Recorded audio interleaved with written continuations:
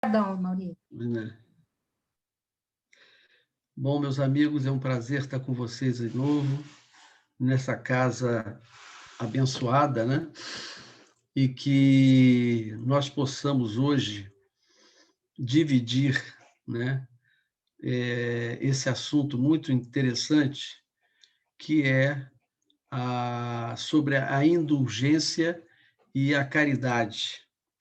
A indulgência e a caridade na visão espírita.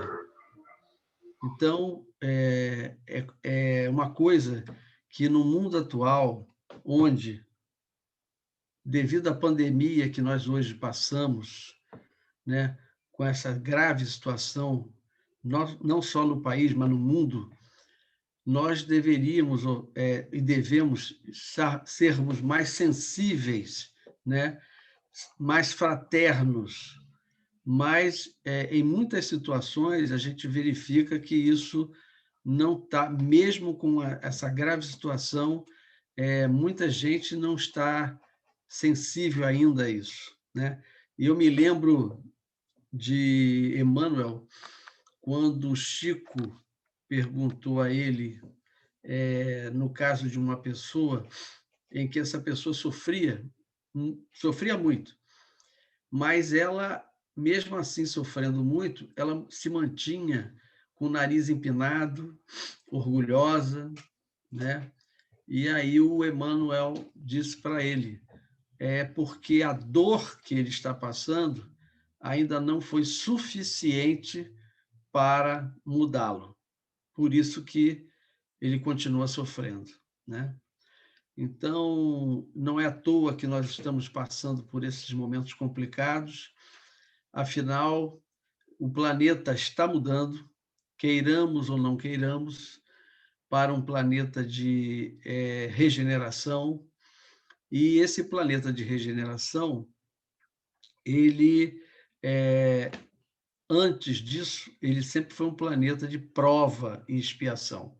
Então, obviamente que o mal ainda prevalece sobre o bem.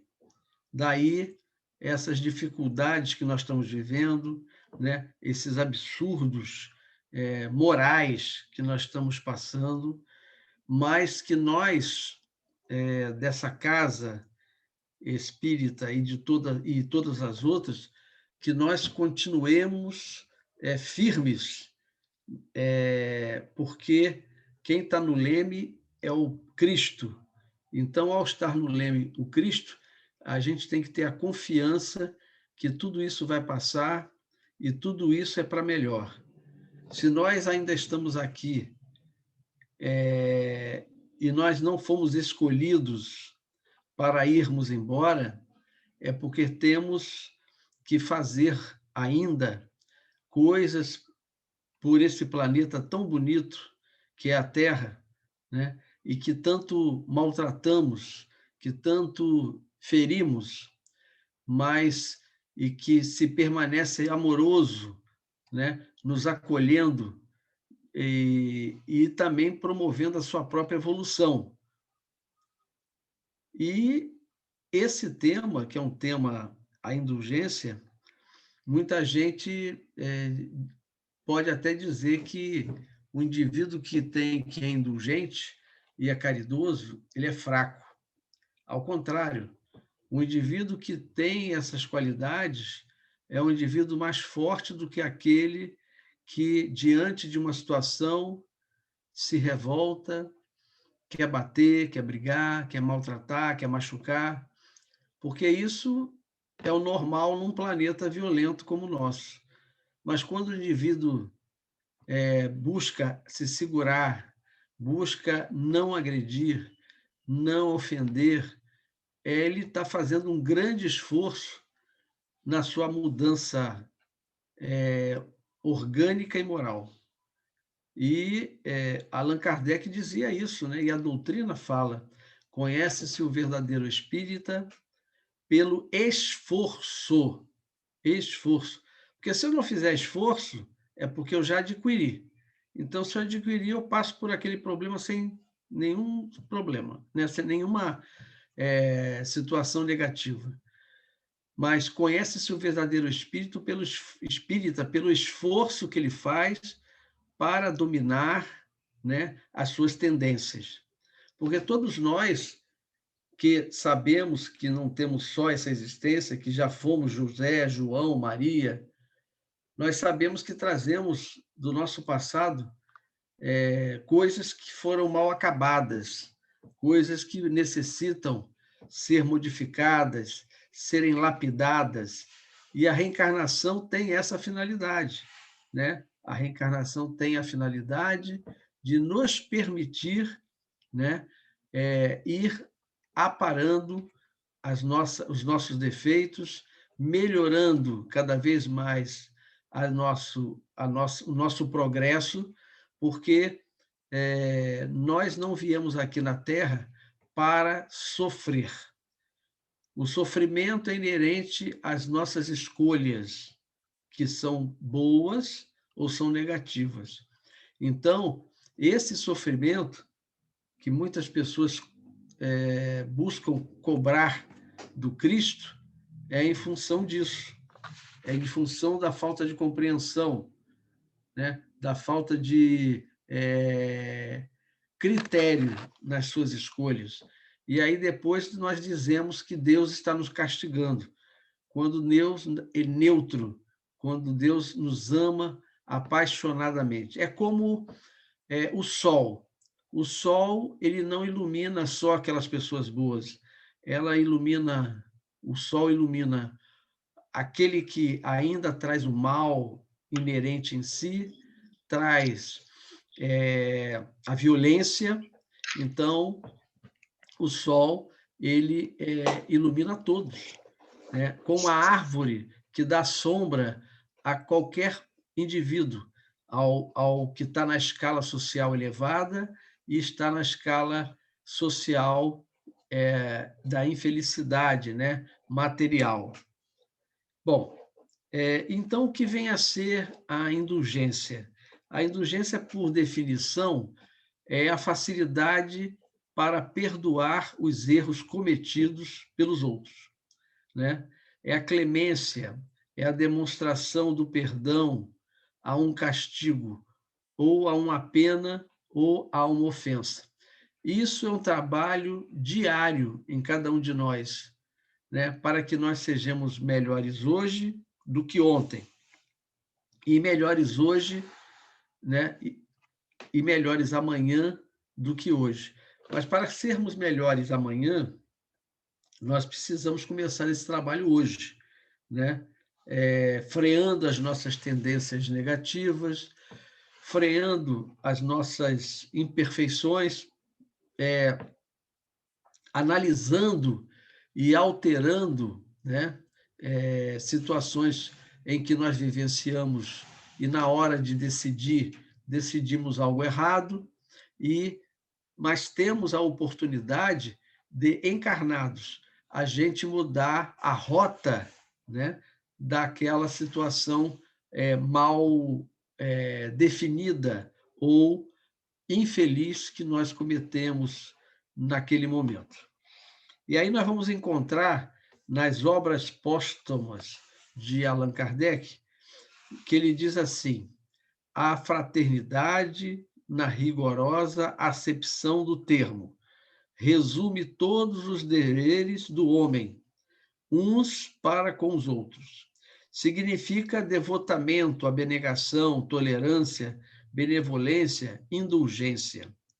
É, por excelência, a caridade evangélica e a ampliação da máxima proceder para com os outros como gostaríamos que os outros procedessem para conosco. Então, uma coletânea de informações que Jesus nos deu, né? O amai-vos uns aos outros.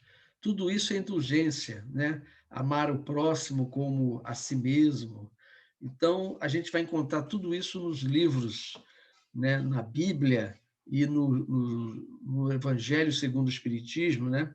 No Livro dos Espíritos, por exemplo, eu tenho aqui uma passagem que eu separei, né? Allan Kardec na questão 886 do livro, né, ele faz uma pergunta: qual o verdadeiro sentido da palavra caridade como a entendia Jesus? E a resposta dos bons espíritos foi: benevolência para com todos, indulgência para as imperfeições dos outros, perdão das ofensas. Então, o que acontece com a humanidade, como ela é imperfeita, como cada um está num processo diferente de progresso, nós vamos encontrar ainda num planeta como o nosso pessoas que olham para o cisco do olho do irmão, mas não vê a trave que atrapalha a sua visão. Porque é muito natural nós gostarmos de ver, né, de apontar aquilo que o outro tem de erro, de defeito. Mas, normalmente, quando nós apontamos o erro do outro, é porque nós vivenciamos esse erro também. Isso aí, a psicologia hoje fala muito disso, né? Quando a gente aponta, quando a gente é muito crítico com relação àquele tipo de situação negativa, é porque nós também vivemos aquela situação, né? Eu vejo, por exemplo, hoje, nós espíritas, né? Muitas vezes divididos, e eu fico espantado, que eu fico observando no Facebook, as suas colocações, as colocações de várias pessoas, com relação, por exemplo, ao que nós estamos vivendo hoje, em relação ao governo, né? Ao comando do Brasil. Então, eu vejo pessoas que estão perdendo a sua noção de amor, de caridade para com o próximo, esquecendo-se muitas vezes que são espíritas, né?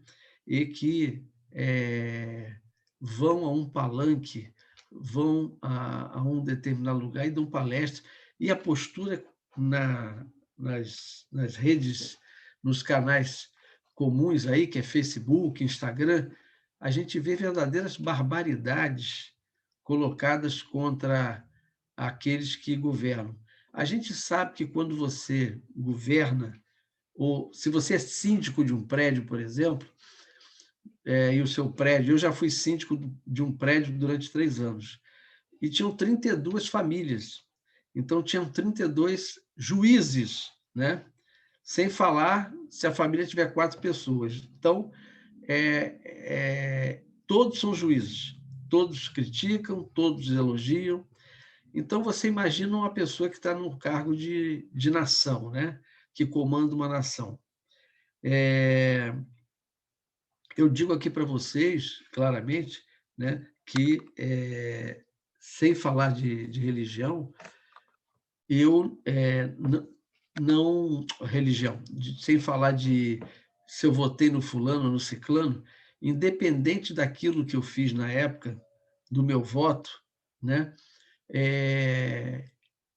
e crítico que eu sou, como qualquer outra pessoa que né, eu fiquei horrorizado de ver pessoas, né, já que o presidente estava doente, falando verdadeiras barbaridades, né, dizendo que tomara que ele morra, né?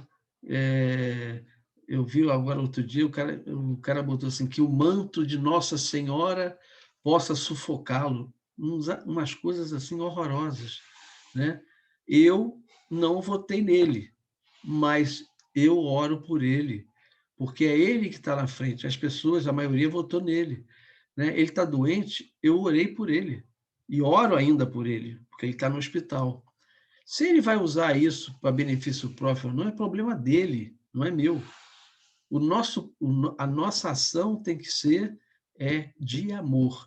O que adianta nós estarmos aqui falando do amor, da indulgência, se quando a televisão aqui, quando acabar essa reunião, a gente continuar a fazer o que a gente sempre faz, né? Jogar pedra na casa alheia. Então, a função do Espiritismo é exatamente nos alertar e promover a mudança em nós e não no outro. A gente não consegue mudar o outro se nós não exemplificarmos, né? Se nós, a gente vê pessoas que foram educadas de formas muito rígidas, muito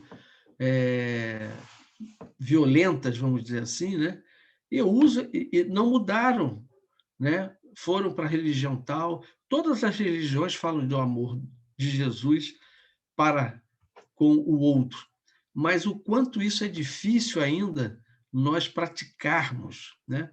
É por isso que a gente começa a praticar isso, né? E a gente não percebe essa situação, a gente começa a praticar isso no nosso lar, que é a primeira célula, é a célula que Deus nos deu para que nós pudéssemos fazer algo, né, de modificação em nós. Mas para nós nos modificarmos e entender o outro, que não tem laços nenhum consanguíneos, nós temos que trabalhar isso em nós, dentro do nosso lar. E aí encontramos dentro do nosso lar o quê? Nós encontramos companheiros, espíritos que adentram a nossa casa, né?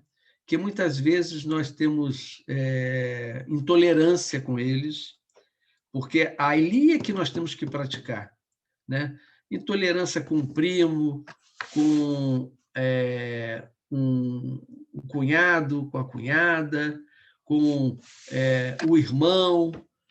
Então, é aí que a gente pratica, porque na hora de praticar isso dentro do lar, depois com aquele que você não conhece, mas que trabalha junto a você na sua atividade, né, você vai ampliar essa indulgência que você vai treinando para melhorar.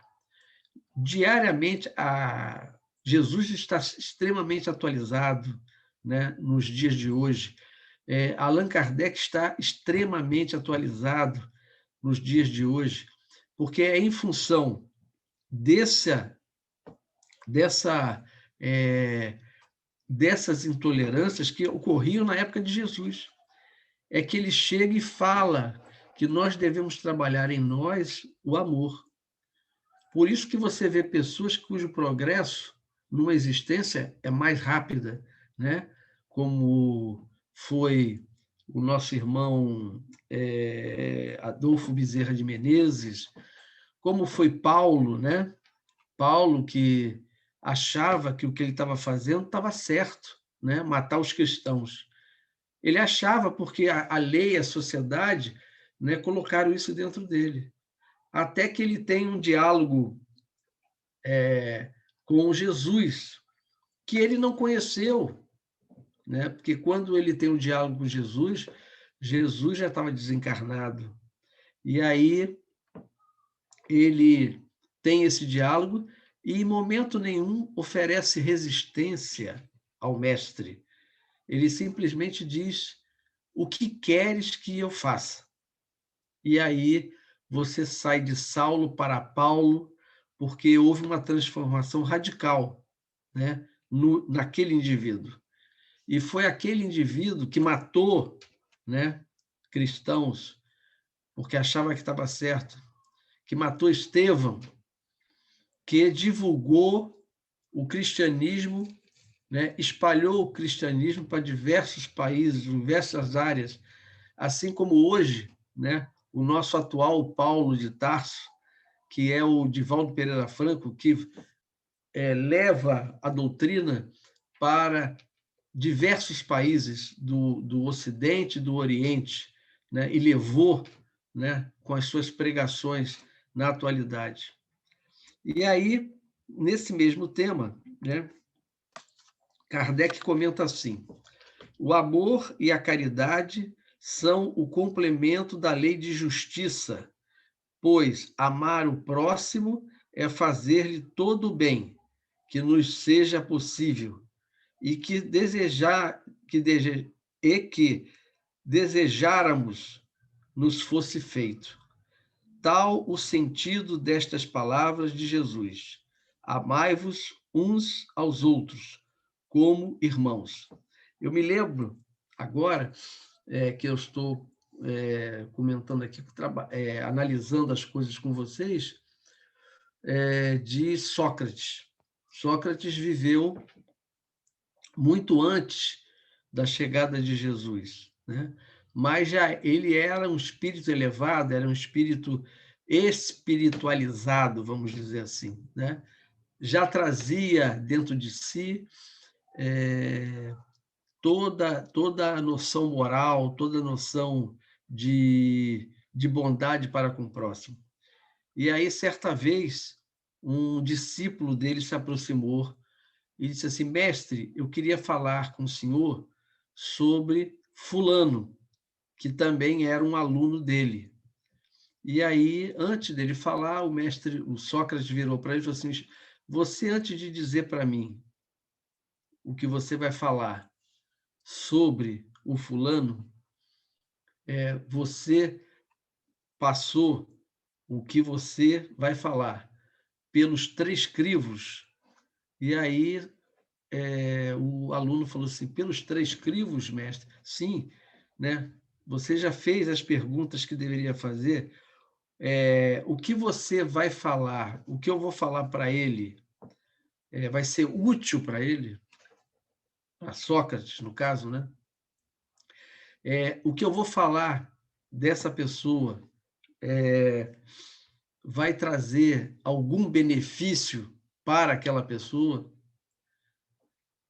E aí, a outra pergunta que ele fez foi: o que você vai me falar? Vai ajudar em alguma coisa a mim? E aí o discípulo pensou e disse: não, não é bem assim, não, eu não tinha analisado por esse aspecto. Aí ele falou: então não fale, então não fale.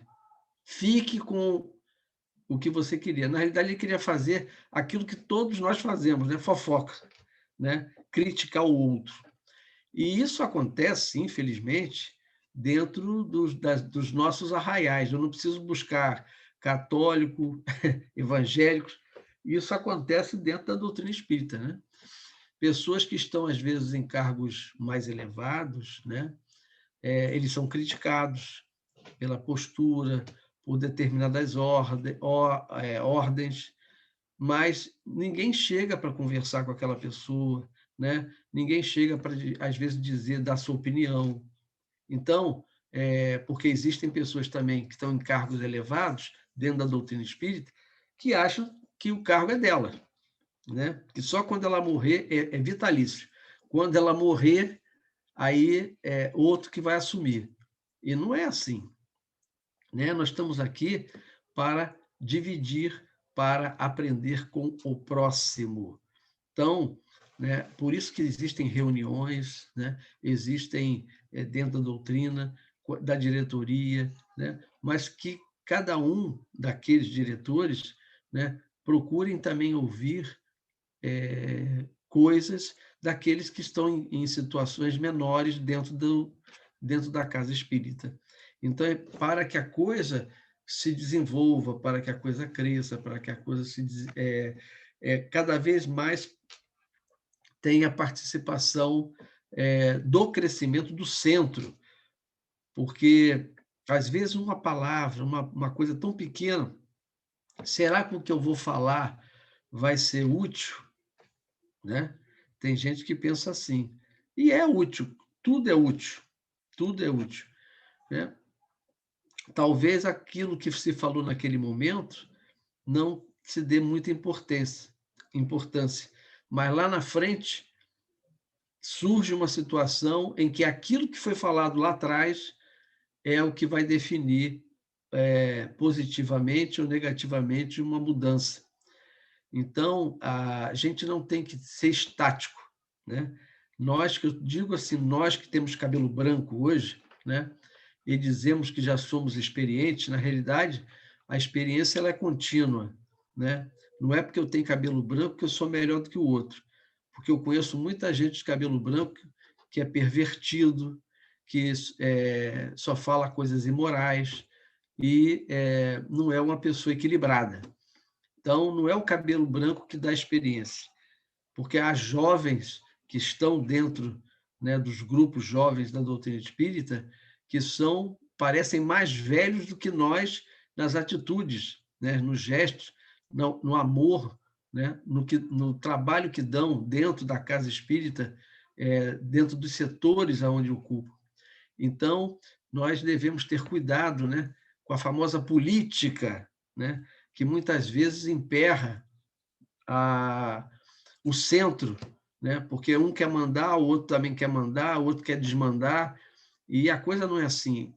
Exatamente o centro espírita para que a gente tenha diálogo com os irmãos, para que a gente esteja sempre aprendendo. Eu nunca me coloquei, é o que eu falo para o. Eu sou muito Sócrates em muitas coisas. Eu digo sempre que tudo sei que nada sei.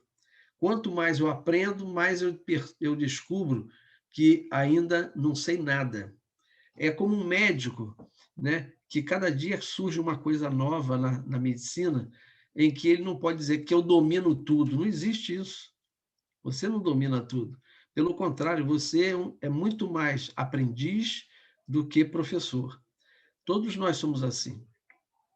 Eu aprendo com meu filho de 11 anos, né?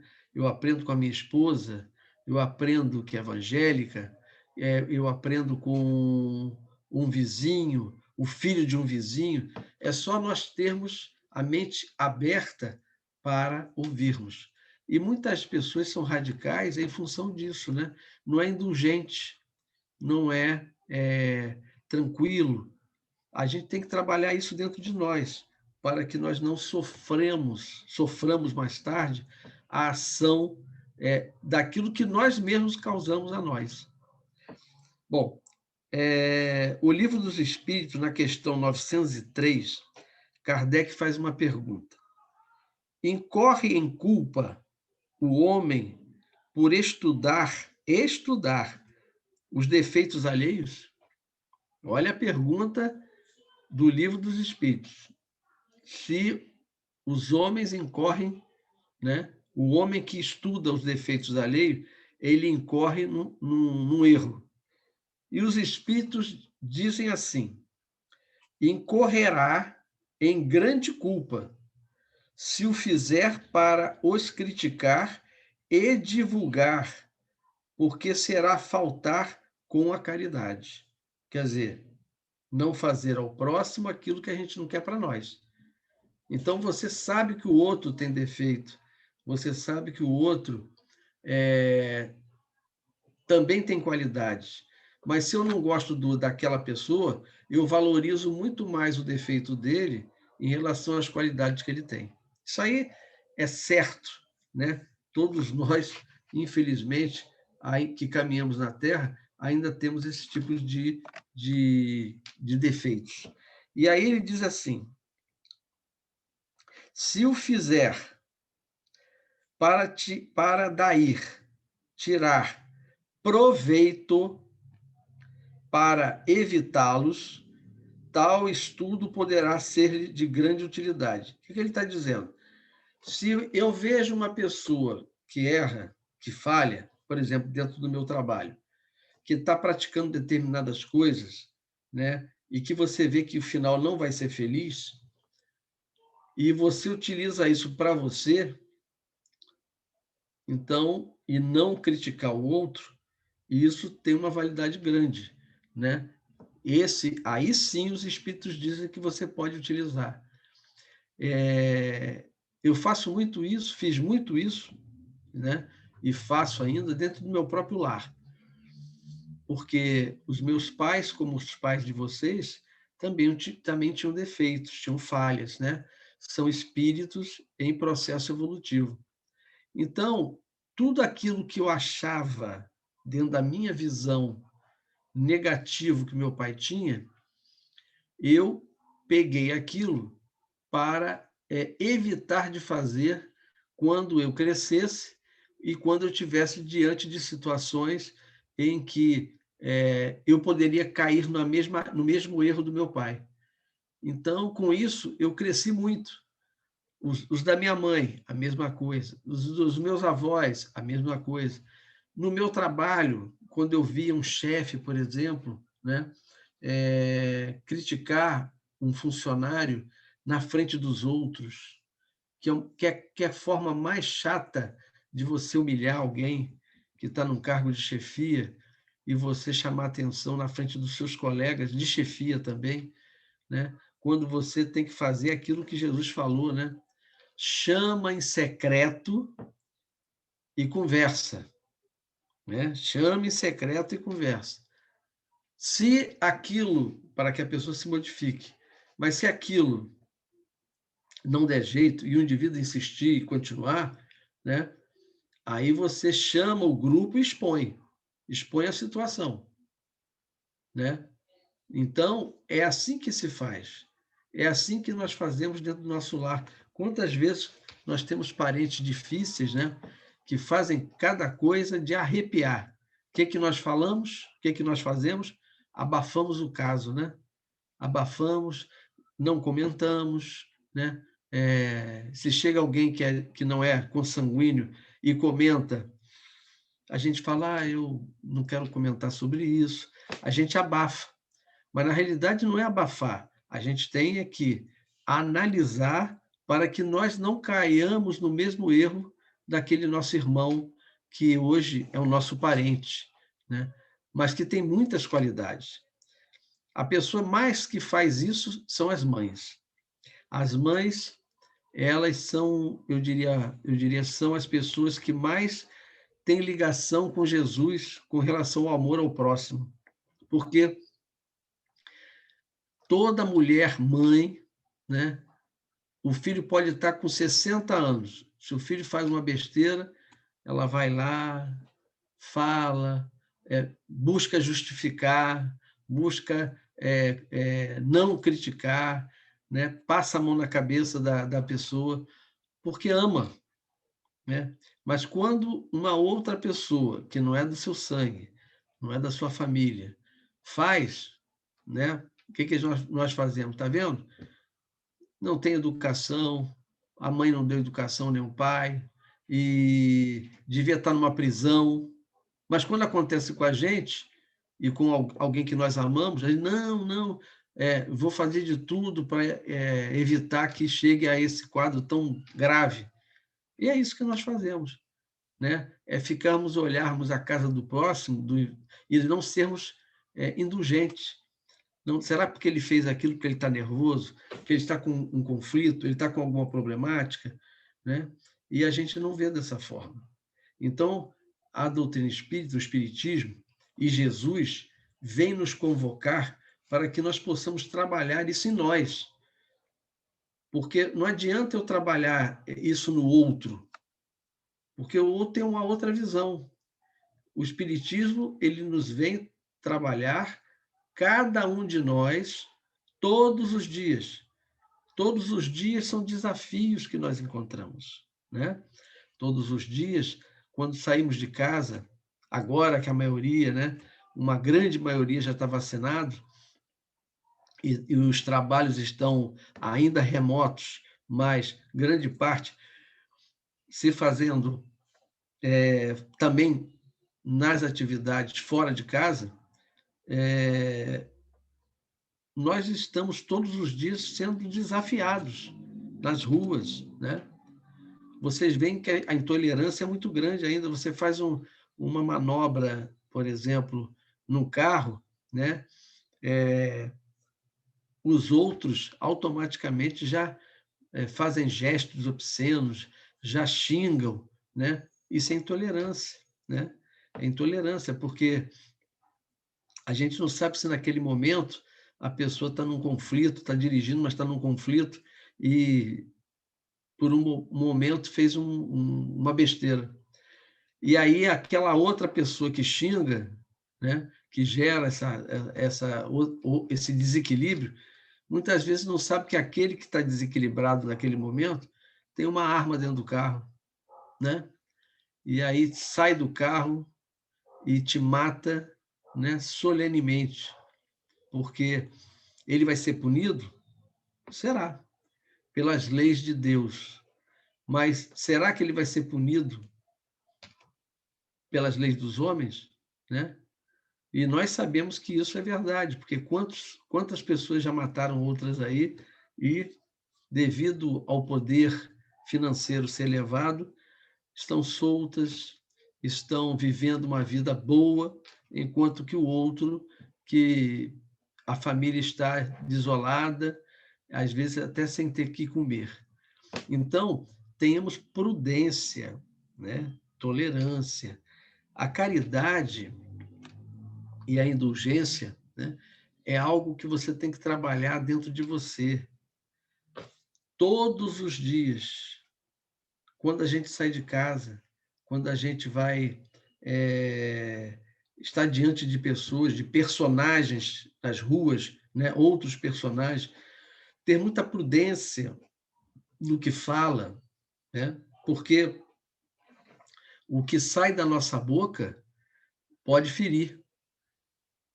Então, eu sei, por exemplo, eu já tive encargos mais elevados e todos os meus funcionários na época em que eu era um gerente, que eu via que precisava se corrigir nisso ou naquilo, eu nunca expus ninguém. Eu falo de mim porque eu procurei sempre na minha existência, nessa existência, pautar as minhas atitudes com aquilo que a doutrina espírita falava e fala.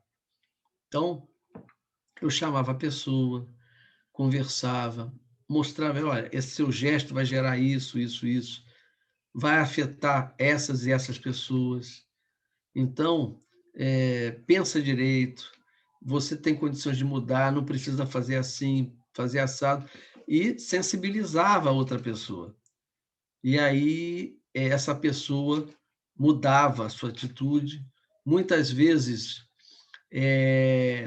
haviam também, né, e vocês têm também pessoas assim ao lado de vocês, que são muito rigorosas, né? São muito tempestivas. Não, eu não vou mudar, eu vou fazer, vai acontecer, assim, assado. E não muda. E fazem. E parece que optam pelo sofrimento, né? Adoram sofrer. E aí, toda ação tem uma reação.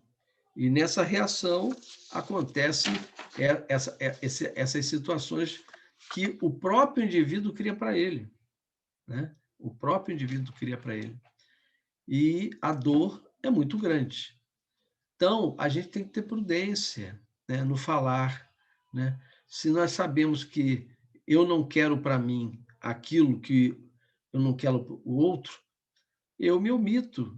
Mas essa omissão é ficar calado, não é ser crítico. Crítico todos nós somos, mas a forma que você critica o outro, né, é uma forma mais generosa. Você pode dizer, olha, o fulano precisa melhorar aqui, aqui, aqui. Né? Foi a mesma coisa que aconteceu comigo quando eu tive um atrito com o dono da empresa com quem eu trabalho até hoje. Né? Já se vai 9 anos. E aí, nesse atrito, eu tinha pouco tempo de casa, ele me colocou uma situação e eu respondi a ele dizendo, olha, você está vendo esse cisco no meu olho, né? E você não está errado, você está certo. Mas você já olhou a trave que tem no seu olho? Olha, você precisa melhorar nisso, nisso, nisso. As pessoas trabalham para você, mas trabalham porque precisam ganhar dinheiro para se sustentar. Elas têm medo de você. E não é horrível você ser um líder e as pessoas não te respeitem, mas sim trabalham por necessidade e porque têm medo de você? É legal isso? Alguém trabalhar com um líder e ter medo do líder, né? Então, é mudança de atitude, mudança de paradigma, né? Então, vocês veem Jesus, que mudou os paradigmas, dizer, quando ele falou do perdão ao próximo, Pedro disse, mestre, na lei de mosaica, na lei de Moisés, nós devemos perdoar 7 vezes o nosso inimigo. E aí Jesus diz: eu, porém, vos digo, quebrou um paradigma, que devemos perdoar 7 vezes, 70 vezes. Quer dizer, perdoar indefinidamente. Para isso, e aí vem as perguntas das outras religiões, como é que eu vou perdoar indefinidamente? Bom, Jesus não falou que tem que perdoar? Falou. E é indefinidamente? É. Se você não conseguir perdoar nessa existência, você vai perdoar de qualquer jeito, porque na nova oportunidade que você terá, ele, aquele que você não foi indulgente, não foi caridoso, ele virá como teu filho, rebelde. Ele virá como teu irmão, rebelde. E vocês estarão juntos de qualquer forma, porque os personagens, os espíritos são os mesmos, mas os personagens, né, só mudam de posição.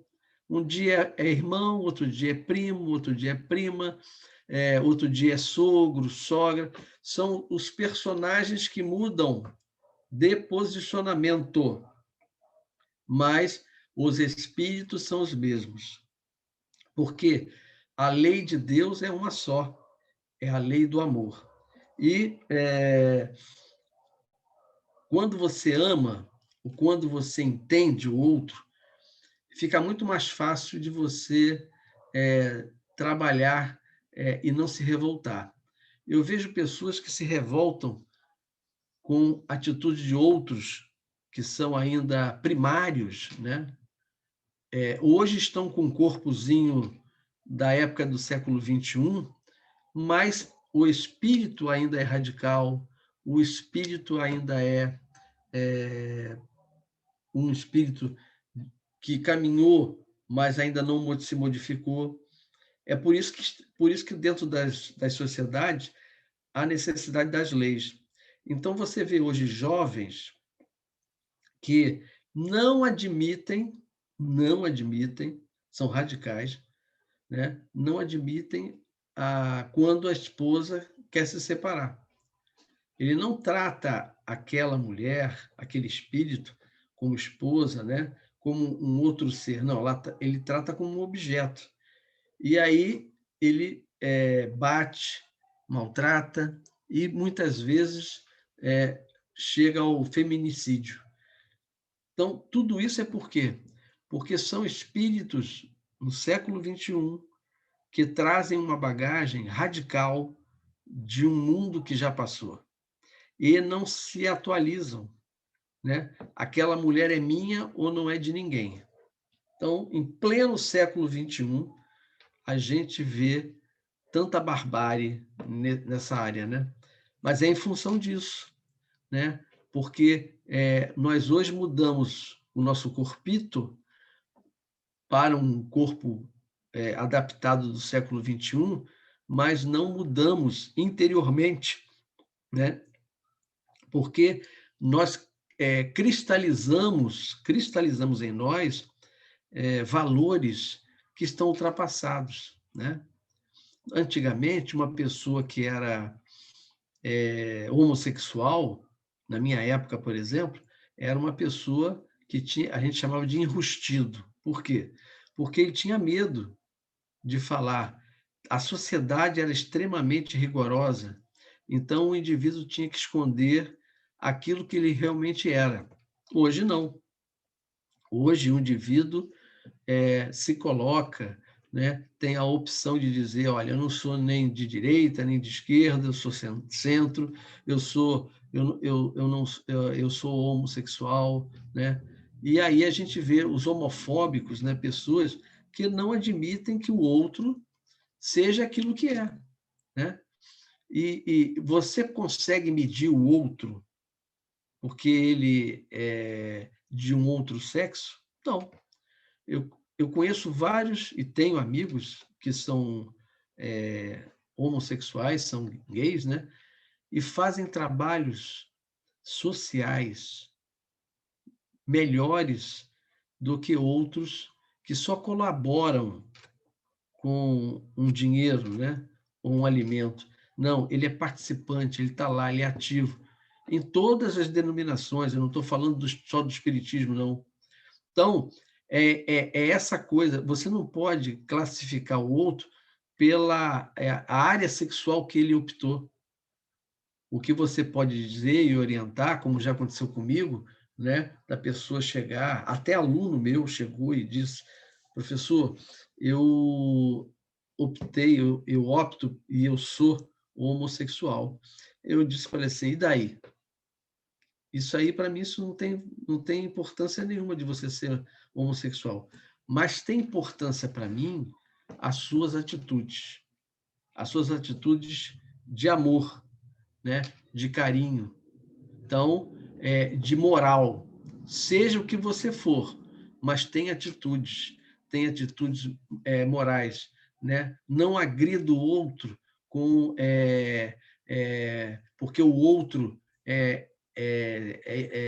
está abaixo moralmente, né? Temos que, sim, levantar o outro daquela situação para ele galgar e melhorar. Pode falar, minha amiga. Se deixar, eu vou falando, entendeu? Não, mas tá bom. Se não tivéssemos nós que atendermos aos espíritos, poderíamos ficar aqui conversando por mais tempo, mas Com eles estão certeza, fora, né? com certeza. Eu vou, então, como a gente tinha combinado Sim. no início, pedir para que todos os trabalhadores do